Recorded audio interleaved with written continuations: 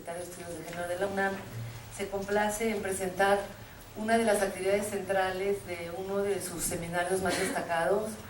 En el pueblo desde hace ya 3 años hemos intensificado el carácter académico de los estudios de género. Estamos muy comprometidas con el desarrollo conceptual del más alto nivel. De hecho, estamos preparando ya un posgrado en forma de orientación interdisciplinaria.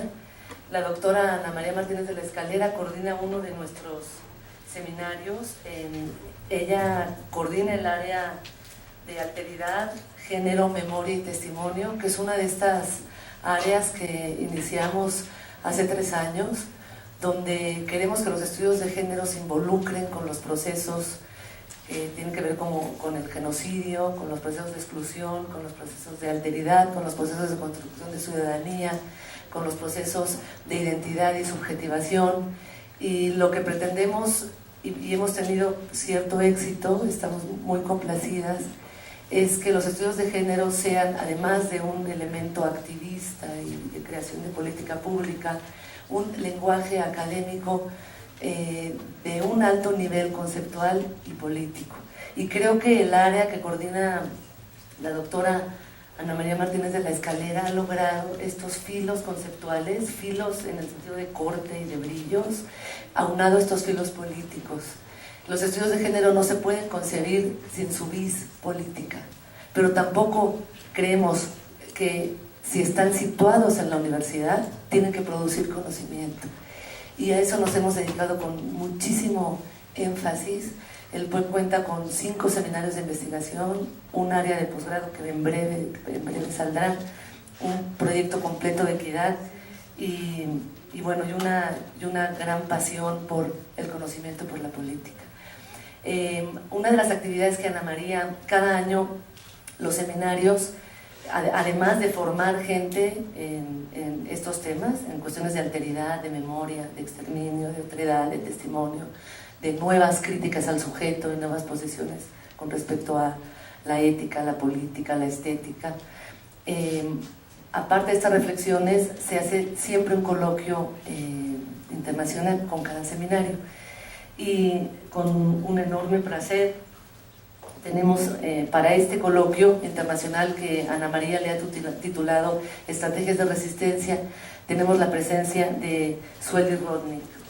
Para la conferencia que nos va a dar, que me emociona ya de entrada, es Estrategias de Resistencia, Arte, Política y Deseo. La doctora Sueli Rodnik es coordinadora del Núcleo de Estudios de la Subjetividad Contemporánea de la Pontificia Universidad Católica de Sao Paulo.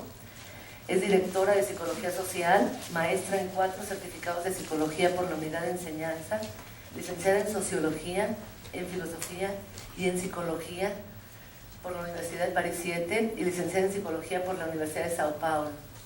Es integrante del Programa de Estudios de Posgrado de Psicología Clínica de 78 y profesora titular de la Universidad de Sao Paulo. En cuanto a sus publicaciones, es autora del libro de Cartografía Sentimental, Transformaciones Contemporáneas del Deseo. Hay otro libro, Micropolítica, Cartografía del Deseo. Hay también otros textos en inglés, Antinomies of Art and Culture, Modernity, Postmodernity and Contemporaneity, de ella con otra persona, con Lydia Clark. Y hay otras reflexiones sobre artes visuales y discurso visual en movimientos sociales. Entonces encontramos que el dispositivo del deseo es esta metonimia que se mete en todos sus temas y eso es parte de lo que vamos a querer escuchar. Quería también presentar a la creadora de todo esto, a la persona que ha estado adelante, atrás, abajo, a un lado de estos eventos, que es la doctora Ana María Martínez de la Escalera. Ana María es doctora, maestra y licenciada en Filosofía, le han dado varios premios y pertenece al SNI.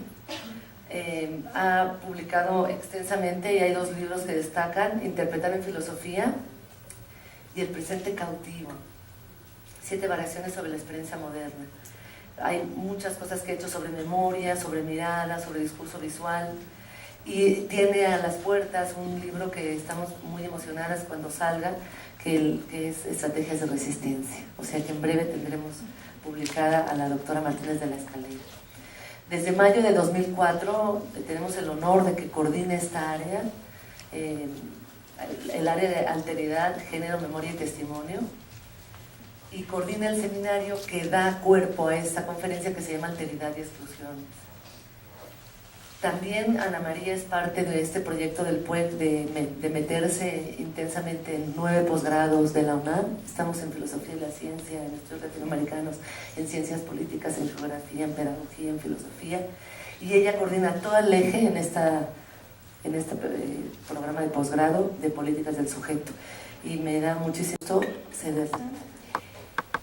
Nosotros como grupo de investigación ya sabíamos de Sueli, sabíamos de ella a través de sus escritos, a través de su trabajo, a través de su elaboración teórica y también práctica. Lo que no sabíamos y aprendimos ayer es que todo este trabajo, esta elaboración teórica, tiene también un fundamento subjetivo, diríamos. Está ligado a su propia práctica, a su propia experiencia, a su propia memoria. Por lo tanto, está ligado al exilio que la saca de Brasil y la lleva a París, donde conoce los trabajos de Deleuze y Guattari. Y por lo tanto, está también ligado, en la medida que esa elaboración se hace en todo este trabajo de exilio, a la búsqueda continua de la construcción de la democracia latinoamericana. Está interesada en esa construcción, no solo en el ámbito político de la construcción de la democracia en Latinoamérica, en particular en Brasil, sino también la construcción de la subjetividad a partir de prácticas contraculturales, ¿no? Y es en ese sentido también que la hemos invitado. Ella tiene una experiencia de primera mano en este laboratorio que desde hace por lo menos 20 años es no solo Latinoamérica, sino otras partes del mundo donde se sigue ejerciendo pese a todo la contracultura y otras formas de ejercicio de la subjetividad, de constitución de las subjetividades.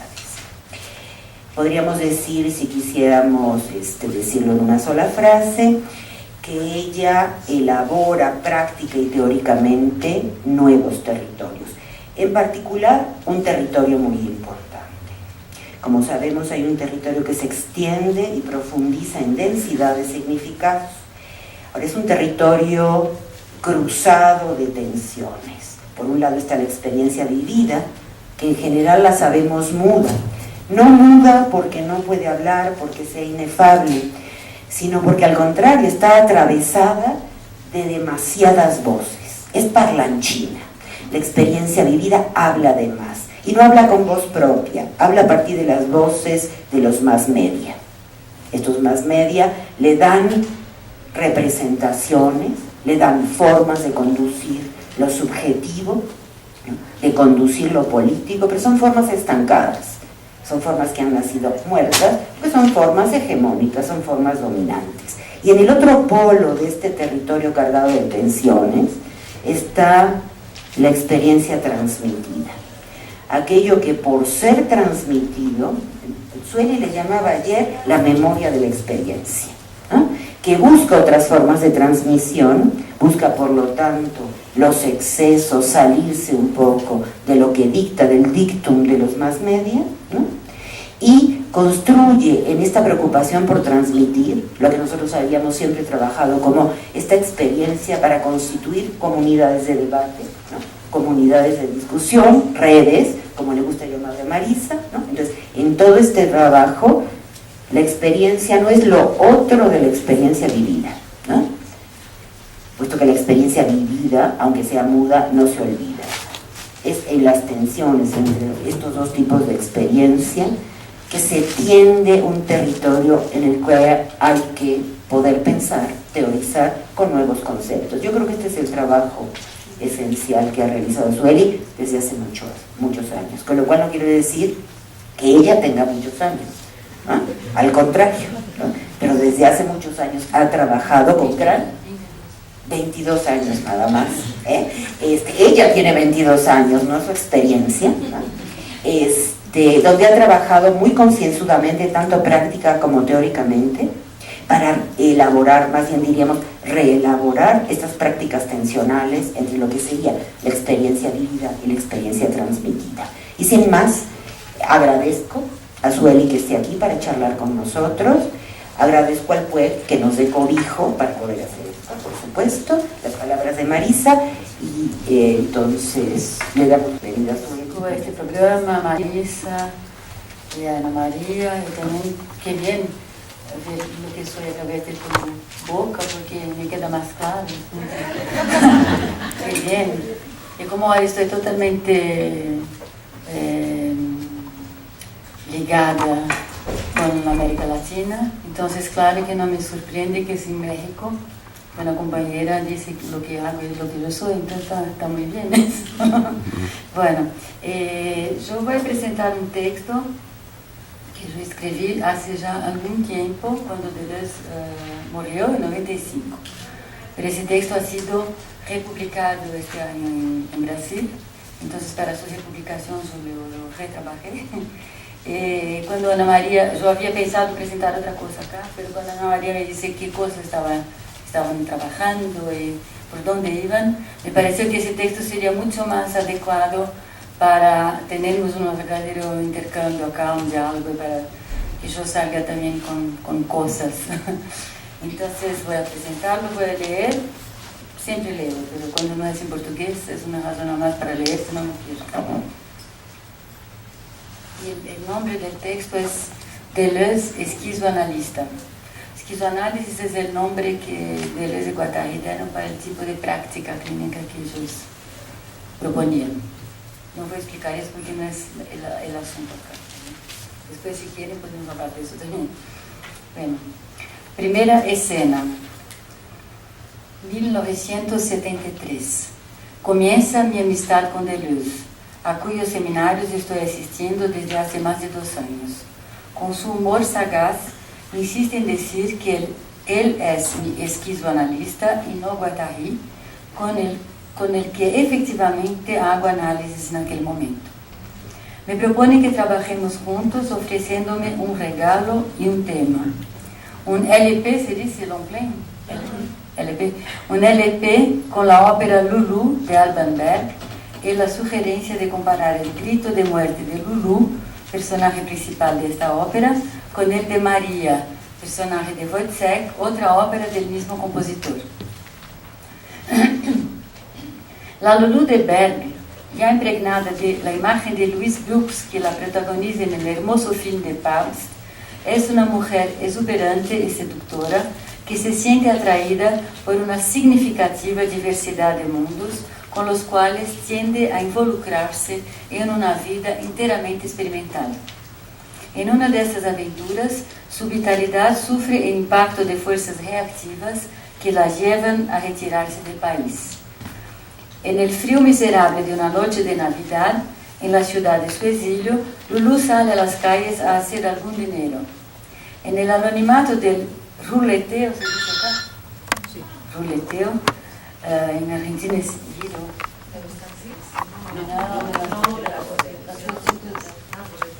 No, ¿cómo se dice?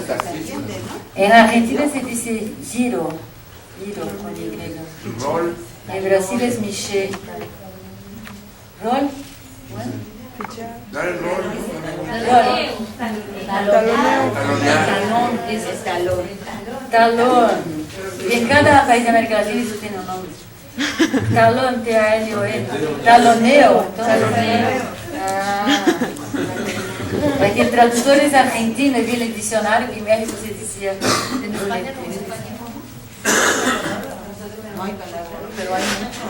Claro que debe haber palabras. No es posible que Franco sacó el uso palabras de la lengua, ¿no? Es posible. En el frío, entonces yo vuelvo a Lulu. En el frío miserable de una noche de Navidad, en la ciudad de su exilio, Lulu sale a las calles a hacer algún dinero. En el anonimato del taloneo, acaba encontrando nada más y nada menos que el serial killer Jack el Destripador, que era muy conocido en esta época, que inexorablemente la va a asesinar. Al vislumbrar su propia muerte en la imagen de su rostro reflejada en la hoja del cuchillo que el asesino apunta contra ella, Lulú suelta un grito lacerante. El timbre de su voz tiene una extraña fuerza que cautiva a Jack, a punto tal que por algunos segundos vacila. También nosotros somos afectados por esta fuerza. Arrebatados, sentimos vibrar en nuestro cuerpo el dolor de una vigorosa vida que se resiste a morir. En cambio, la otra mujer de la otra ópera, María, es una esposa gris de un soldado cualquiera. Su grito de muerte es casi inaudible. Se confunde con el paisaje sonoro. El timbre de su voz nos transmite el pálido dolor de una vida insulsa, como si morir fuera igual que vivir. El grito de Lulú nos vitaliza, a pesar y paradójicamente a causa de la intensidad de su dolor. El grito de María, en cambio, nos arrastra en una especie de melancolía que tiñe el mundo de sosa monotonía. Segunda escena, 1978. El lugar es una de las clases de canto que hago con dos amigas los sábados por la tarde desde hace algún tiempo. La profesora es Tamia, una cantante de música contemporánea improvisada y free jazz, corrientes en plena efervescencia en los años 70 parisienses. Ese día, para nuestra sorpresa, nos pide a cada una que escojamos una canción en torno de la cual se hará esta clase. La canción que se me ocurre es una entre tantas del tropicalismo, ustedes saben, el movimiento tropicalista. Versiones musicales del intenso movimiento de creación cultural y existencial que vivimos en Brasil a finales de los años 60 y cuya interrupción brutal por la dictadura fue responsable de mi exilio en París. Entonces la música es cantar como um passarinho de manhã cedinho lá na galha do arvoredo na beira do rio. Abre as asas, passarinho, que eu quero voar. Me leva na janela da menina, que eu quero cantar. Esa era la canción. Es Gal Costa quien la cantaba con aquel timbre suave y amoroso de algunas de sus interpretaciones. A medida que voy cantando, una vibración semejante se apodera de mi propia voz. Vacilante al principio, el timbre va poco a poco tomando cuerpo, cada vez más cristalino. Soy tomada por una extrañeza. Una sensación de que aquel timbre me pertenece desde siempre y que a pesar de haber sido silenciado por tanto tiempo, es como si nunca hubiera dejado de existir en la memoria corporal de mi voz. A pesar de ser tan suave, su vibración va perforando firmemente un punto de mi cuerpo, poblando el espacio del aula. Ese acto de perforación me hace descubrir en la superficie blanca del jardinero, esas ropas blancas como los cosas de gasolina, ¿saben? ¿Se dice jardinero? Sí. No, es como esos pantalones que tienen acá. Overol. Así desdramatizamos un poco. Ese acto de perforación me hace descubrir en la superficie blanca del overol y la camiseta que estoy vistiendo una piel compacta que envuelve mi cuerpo como una espesa capa de yeso. Y más aún parece estar ahí hace mucho tiempo, sin que jamás la hubiese notado. Lo curioso es que el cuerpo se revela en su petrificación en el momento mismo en que el delicado filete de voz lo perfora, como si de algún modo la voz y la piel estuviesen imbricadas. El cuerpo se habría enrijecido junto con la desaparición de aquel timbre. Sea cual sea la respuesta, el yeso se había vuelto un estorbo. Se imponía la urgencia de librarme de ese carapazón. Decido allí mismo volver a Brasil, pese a que nunca había pensado dejar París. Volví y nunca dudé de lo acertado de aquella decisión. Me llevó algunos años entender lo que había sucedido en aquella clase de canto y otros tantos para percibir que aquello podía tener relación con el trabajo que me había proponido Deleuze.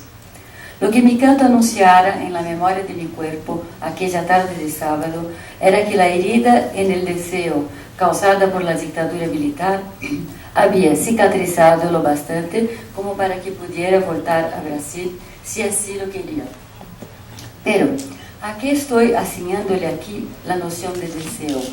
En pocas palabras, al impulso de atracción que nos lleva en dirección a ciertos universos y de repulsión que nos aleja de otros. sin que sepamos exactamente por qué, conducidos como que ciegamente por los afectos que cada uno de esos encuentros genera en nuestros cuerpos. Formas de expresión que creamos para atraer hacia lo visible y lo decible a los estados sensibles que estas conexiones y desconexiones van produciendo en la subjetividad. Metamorfosis de nosotros mismos y de nuestros territorios de existencia que se hacen en ese proceso. Pues bien, los regímenes totalitarios no inciden solamente en la realidad concreta, sino también en la realidad impalpable del deseo. Violencia invisible, pero no por ello menos inexorable. Desde el punto de vista micropolítico, los regímenes de ese tipo suelen instaurarse en la vida de una sociedad cuando se multiplican más de lo habitual las conexiones con nuevos universos en la alquimia general de las subjetividades, provocando verdaderas convulsiones. Son momentos privilegiados en que se intensifican los movimientos de creación individual y colectiva, pero que también incuban el peligro de desencadenar microfascismos si se atraviesa un determinado umbral de desestabilización. Es que cuando la barrera de una cierta estabilidad se rompe, se corre el riesgo de que las subjetividades más toscas, conservadoras, ¿no?, arraigadas en el sentido común, vislumbren ahí un peligro de disgregación irreversible de sí mismas y entren en pánico. Por su baja voluntad de potencia, en el sentido nietzscheano, que limita su poder de creación, subjetividades de ese tipo se autoconciben constituidas de una vez para siempre y no entienden que dichas rupturas son inherentes a la producción de nuevos contornos, los cuales están siempre remodelándose en función de nuevas conexiones del deseo. La reacción más inmediata de estas subjetividades conservadoras es interpretar tales rupturas como una obra del mal y atribuirlo para protegerse a los universos desconocidos que se han introducido en su paisaje existencial. La solución es fácil de deducir. Hay que eliminar esos universos en la figura de sus portadores. Esto puede ir desde la pura y simple descalificación de ese incómodo otro hasta su eliminación física. Se espera con ese apaciguar, por lo menos por un tiempo, el malestar instaurado por el proceso de diferenciación desencadenado por la presencia viva del otro. Cuando ese tipo de política del deseo prolifera, se forma un terreno fértil para que aparezcan líderes que los encarnen y les sirvan de soporte. Es cuando se anuncian los regímenes totalitarios de toda índole. Aunque los microfascismos no se producen solo en los totalitarismos, en estos regímenes ellos son su base principal en el ámbito de la subjetividad. Todo aquello que pueda diferir del sentido común pasa a ser considerado error, irresponsabilidad o peor, traición. Como el sentido común se confunde con la propia idea de nación, diferir de él es traicionar la patria. Esos son momentos de triunfo de las fuerzas del sentido común sobre las fuerzas de la invención. El pensamiento se intimida y se retrae, pues se queda asociado al peligro de castigo, que puede incidir tanto sobre la imagen social, estigmatizándola, como sobre el propio cuerpo, con distintos grados de brutalidad que van desde la prisión y la tortura hasta el asesinato. Humillada y desautorizada, la dinámica creadora del deseo se paraliza por el dominio del miedo, muchas veces acompañado con culpa. Pese a que ese estancamiento se hace en nombre de la preservación de la vida, ella puede llevar a una casi muerte. El trauma de las experiencias de ese tipo deja una marca venenosa de un disgusto de vivir y de la imposibilidad de pensar. Una herida que puede ir contaminando todo, frenando gran parte de los movimientos de conexión y de los restos de invención que estos movilizan. Una de las estrategias utilizadas para protegerse de este veneno consiste en anestesiar en el circuito afectivo las marcas del trauma. Aislándoselas con un manto de olvido, se evita que su veneno contamine el resto, de modo tal que se logre seguir viviendo. Pero el síndrome del olvido tiende a abarcar mucho más que las marcas del trauma, ya que el circuito afectivo no es un mapa fijo, sino más bien una cartografía que se hace y rehace continuamente de manera tal de que un punto se puede llegar a vincular a cualquier otro en cualquier momento. Por lo tanto, es una gran parte de la vibratibilidad del cuerpo que termina quedando anestesiada.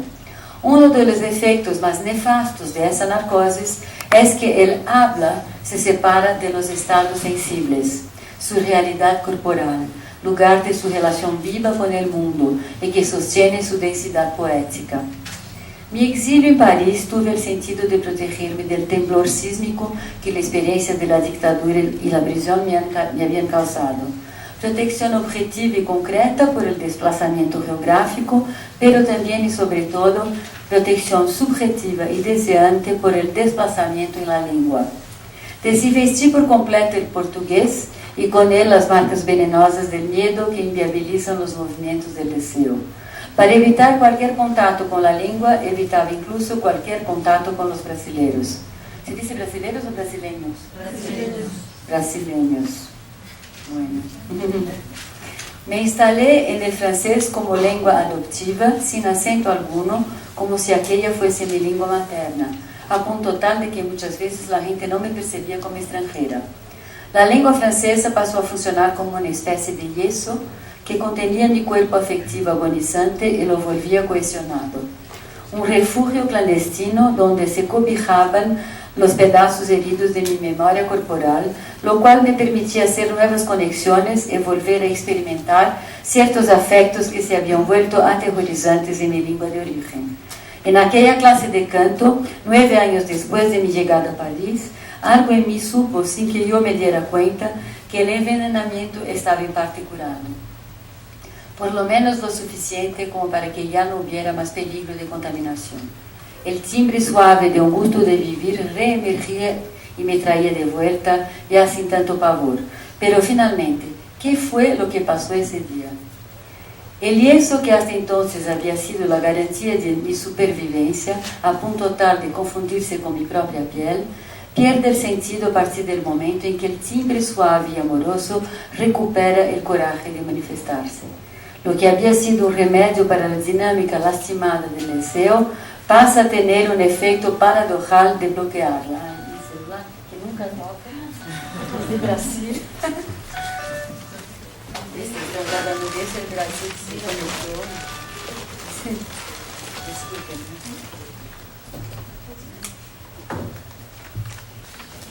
Entonces, retomo acá. El yeso que hasta entonces había sido la garantía de mi supervivencia, a punto tal de confundirse con mi propia piel, pierde sentido a partir del momento en que el timbre suave y amoroso recupera el coraje de manifestarse. Lo que había sido un remedio para la dinámica lastimada del deseo pasa a tener un efecto paradojal de bloquearlo. Es probablemente eso lo que hizo que en aquella clase aconteciera todo de una sola vez. El reaparecimiento del timbre, el descubrimiento del duro carapazón que me envolvía con la lengua francesa y la asfixia que la hora me causaba. Como toda estrategia defensiva, el yeso hecho de lengua francesa que había funcionado como un territorio en el que mi vida pudiera expandirse en un cierto periodo, había producido igualmente un efecto colateral de limitación. Pero el vector restrictivo solo pudo ser problematizado cuando la defensa se había vuelto innecesaria. Las innumerables conexiones que yo hiciera en mi lengua adoptiva habían reactivado la dinámica experimental del deseo, creando condiciones para retomar el movimiento en la lengua herida.